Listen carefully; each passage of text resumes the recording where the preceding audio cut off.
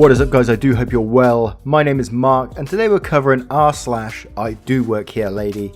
If you do enjoy this content, please consider hitting that like, that subscribe and maybe that notification bell if you enjoy the content, of course. And let's get straight into today's stories. Much love, guys.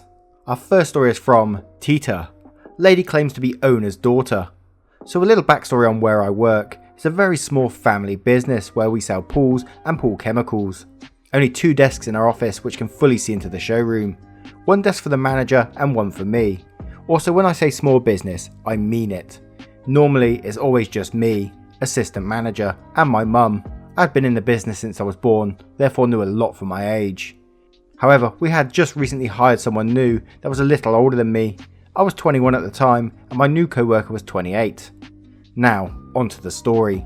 The cast will be Matt, co-worker, me, Karen, idiot customer, KK, Karen's kid. The manager, my mum, had to go pick up some office supplies for us and mail off some bills, so it was just me and my co-worker. We weren't very busy at the time since it was a weekday and fairly close to closing time. So I was sitting at my desk and he was sitting at the manager's desk, since he didn't have his own. On our phones waiting to hear the door open. We hear the door open and my co-worker, we will just call Matt from here out, starts to get up and I tell Matt that I've got this one, so he sits back down. I stand up and see this lady, Karen, and her kid come in and start walking around. I walk out into the showroom and welcome them to the store and ask if they need help finding anything. Karen said, "We're just looking right now. I will let you know if we have any questions." KK said, "I want a pool toy. Where's the toys at?" I said, "Well, the pool toys are right over in the aisle by the door, on the wall there." I motioned to the wall where the displays were. Karen then says, "I told you we didn't need any help right now." I just stepped back and walked into the office, not wanting any confrontations this close to closing. They continued looking around for another few minutes when I heard a kid hollering from the front of the store. I looked up and the kid was climbing on our ladder samples, which clearly have neon green signs that are 8 by 11 that say, "Do not climb on." So I walked up to the front of the store and politely told the kid that he couldn't climb on them. Karen says, "You can't tell my son what to do."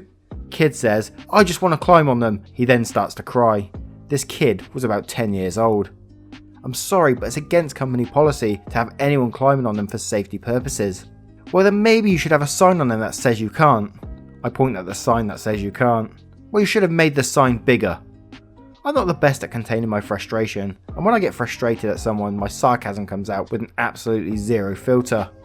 This kid had been running around our store screaming like a banshee and I was getting very annoyed. I said to look for a sign next time you want to let your son climb all over displays in the store, and I walked away. She continued walking around the store with a kid still crying until she gets to one corner where we have some Legos for kids to play with while their parents wait to have their water tested or be helped. Mind you, the test lab was closed and the area roped off with all the lights shut off to that corner. KK screaming, "I want to play with those Legos." Karen says, "Alright, just go ahead." I wasn't even in the mood to say no, as long as it stopped him from crying. Then he starts carrying him out to the designated area and throwing them down the aisles at our toy displays. I had enough of this little shit because I knew I was going to have to clean it up. I've been told that I'm pretty scary when I'm angry too.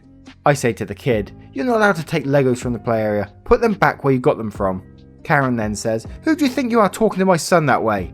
I'm simply telling you both that what he's been doing is not allowed in our store and he needs to stop. "Well, how dare you talk to us that way? I'll have you know that I'm the owner's daughter and I will have you fired for this." Mind you, the owners are my grandparents, and she sure as hell isn't my aunt.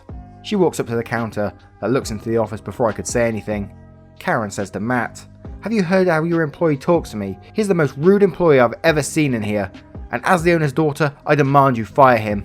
Matt says, "Well, I can't do that." "Why not? He is a rude arsehole. I can't fire him because he's my boss." "What? No, he isn't. You're lying to me." She's droning on and on. Now, we have an employee picture on the wall celebrating our business's 50th anniversary with everyone labelled in the picture, including the owners and all their kids. Karen finally shuts up and looks at me while I'm grabbing the picture frame off the wall. I slide it in front of her and point to my label. My name, assistant manager, with grandson underneath my name and title. Her face turned every shade of red under the sun. I say, "So you mean to tell me that you're a long lost aunt of mine? Because if you're not, you can get the hell out of this store." She practically dragged her kid out the store while trying to run to the doors. She kept pushing on our doors trying to get out. They're pull doors. I shouted to her, "Maybe try to pull the doors, you dumbass." And what a way to deal with a Karen. How would you guys deal with a situation like that? Would you kick her out pretty much instantly as soon as she starts backchatting you like that?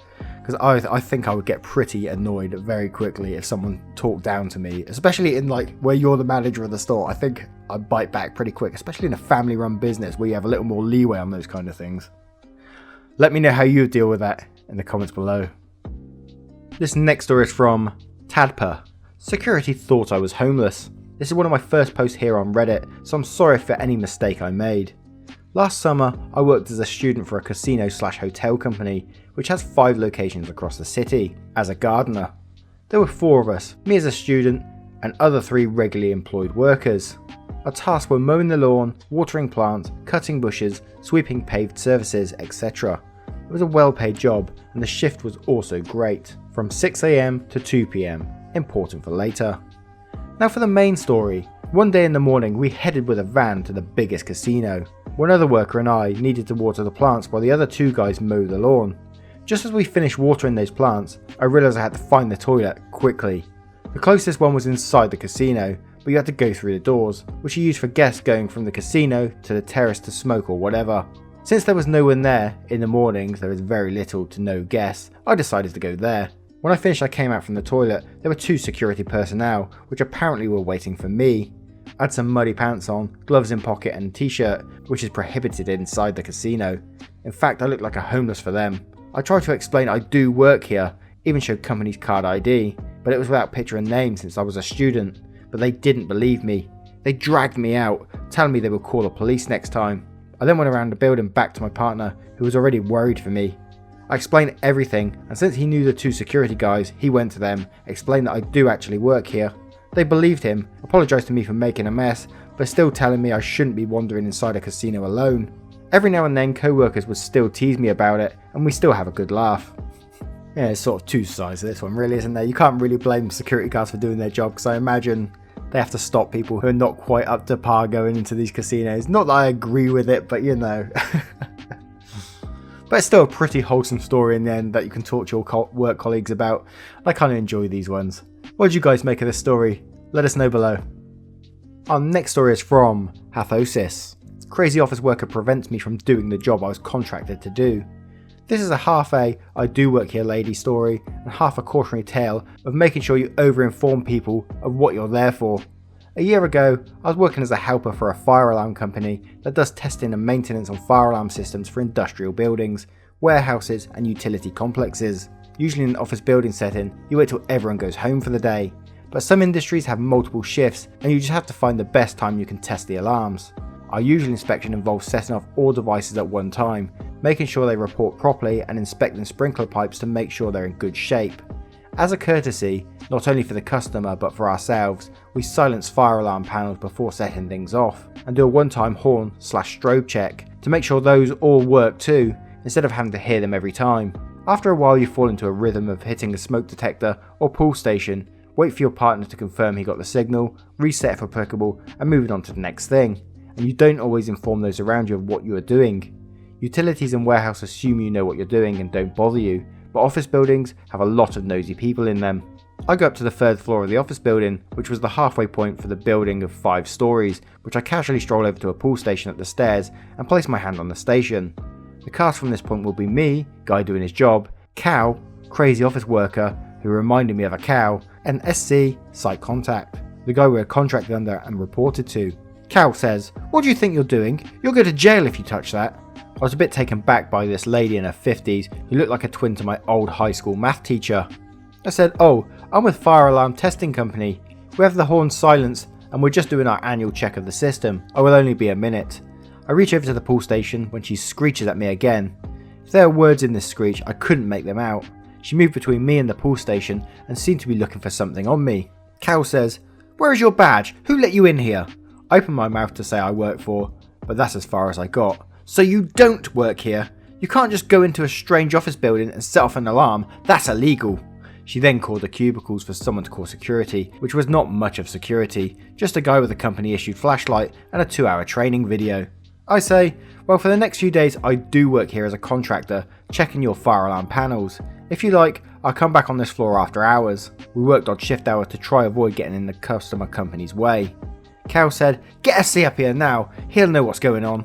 Sure enough, a few minutes later, texting my partner to let him know I'd be delayed a few minutes, my site contact comes up, and before he can even ask what's going on, the crazy office worker launched into her story. This crazy kid come up here and threatened to set off sprinklers. There were none on this floor, and get the fire department here for a false call and they should call the cops. SC says, this is our fire alarm contractor, the same company that checked our system last year. Cal says, "That's not the guy from last year." I say, "Oh, you mean my partner?" I pulled out my phone and pulled up a picture of my co-worker, and she gets this defeated look on her face as she realises she made a scene out of nothing. I still to this day don't know if she thought she was trying to save the company a headache or if she was just crazy. But she backed down and apologised to the site contact. I tried to keep my customer service smile face, but everyone could tell it was fake and only put it on for her benefit. "Here, I'll show you I'm legit." I reached the pull station and pulled the trigger down, causing her to jump in a panic. No horns went off, no strobes flashed. We disabled the horns this morning and we're in the middle of testing. We'll make sure not to make a noise till everyone goes home, I promise. Ever since then, I make sure to be obnoxiously obvious in what I'm doing, explaining to people what I was there for, to the point of being annoying. But a few joking retellings of this interaction usually puts people at ease. As a contractor, yes, I do work here for the next few days, even if I don't work for you. I'm in a different industry now. It's about that time of year when the site gets their annual checks done. I wonder if someone else is getting harassed in my place this year. No doubt, someone will be getting harassed out there by some Karen, or cow as you call them. If you found yourself in that situation, doing your job as a contractor in another building, how would you deal with a cow or Karen coming up to you and telling them that you shouldn't be in the office? Would you be aggressive towards them? Would you just direct them to like the site leader? Let me know how you would deal with it. Anyway guys, I hope you enjoyed these stories as much as I did. If you did, please consider hitting that like, that subscribe, and maybe that notification bell, as it hugely helps out our channel. And I will see you in the next one. Much love guys.